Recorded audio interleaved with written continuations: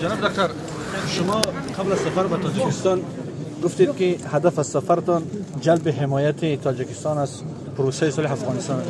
مشخصا شما منتظر چه نوع حمایت از تاجیکستان هستید؟ بسم الله الرحمن الرحیم. تنها مسئله جلب حمایت اینا همیشه حامی بودن از پروسه صلح در افغانستان، بلکه باز در پالی تبادل نظر هم بود از تجربه از اینا آموختن. از شما میدانید فورم های منطقه‌ای است، فورم های در سطح جهانی است. با کشور تاجیکستان همیشه در این راستا در دفاع از حقوق مردم افغانستان، در تحلیل مردم افغانستان بوده.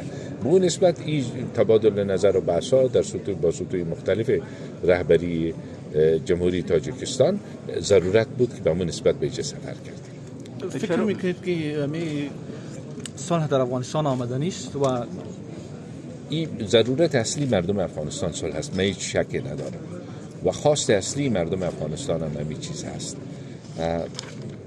موانع هم وجود داره، مشکلات هم وجود داره، اما انشالله که به یاری خداوند بزرگ و به همت مردم افغانستان به آرزوی خود برسند.